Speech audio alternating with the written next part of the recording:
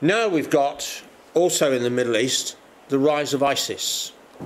A Western reporter, an aged German reporter, was allowed to spend 2 weeks in ISIS territory. And that's part of his report. Much stronger and much more dangerous than anyone in the West realises.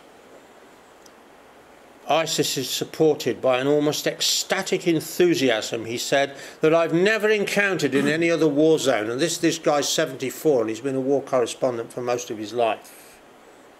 Each day, he said, hundreds of willing fighters arrive from all over the world. For me, it is incomprehensible.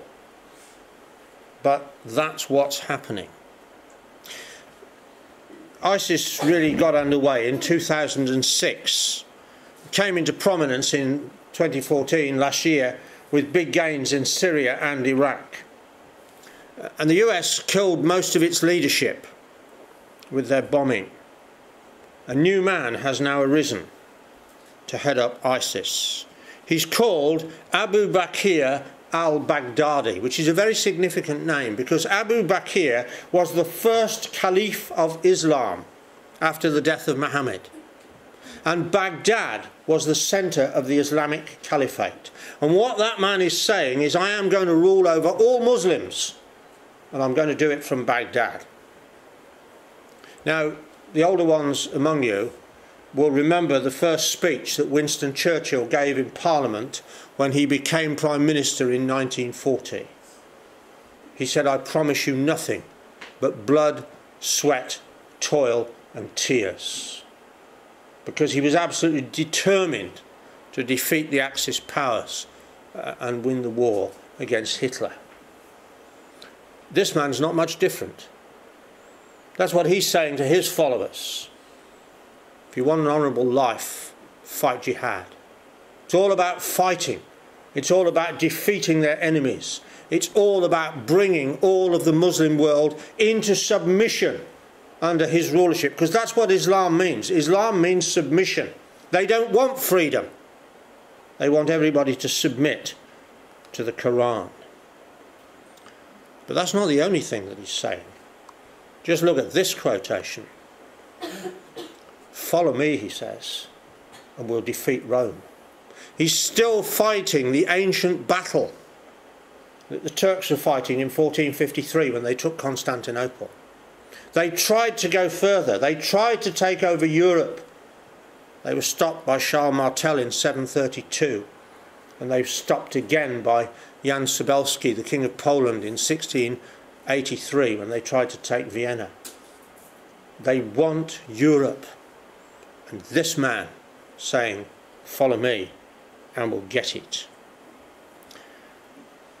Let's turn back now to the prophecy of Isaiah and chapter 11.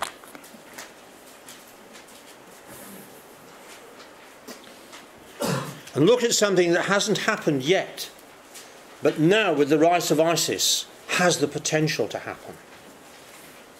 Isaiah 11 talks about the coming of the Lord Jesus Christ to reign over the earth. It talks about the regathering of the Jews out of all the nations in 2 stages, Judah and Israel. So Isaiah 11 and verse 12. And he, that's the Lord Jesus Christ, shall set up an ensign for the nations, and shall assemble the outcasts of Israel, and gather together the dispersed of Judah. That's those we've just been reading about in Joel chapter 3. When their Arab enemies seek to drive them out of the land, and many of them flee, they're going to be gathered back from the 4 corners of the earth. The envy also of Ephraim shall depart, and the adversaries of Judah shall be cut off. Ephraim shall not envy Judah, and Judah shall not vex Ephraim. But they shall fly upon the shoulders of the Philistines toward the west. That's the Gaza Strip, the territory of Hamas. They shall spoil them of the east together. They shall lay their hand upon Edom and Moab, and the children of Ammon shall obey them. Who today is in the territory of the ancient nations of Edom, Moab and Ammon? Well, it's the Jordanians. It's the Hashemite kingdom of Jordan, set up by the British in 1922 under Abdullah, and his grandson is still ruling from Amman And they're in the territory of Edom, Moab and Ammon. And they're reasonably disposed toward Israel. They're not fanatical enemies like the Hezbollah and Hamas groups are. But we've all seen what happened in the last month when ISIS captured a Jordanian pilot and burned him to death. And the Jordanian response has been more air raids over ISIS territory, more bombing of ISIS, trying to eliminate this group. We're now in a situation where ISIS is on the Jordan border. That sort of brownish coloured area on the map is the territory that ISIS control. And they're right down to the Jordanian border, and they're right down to the Saudi Arabian border.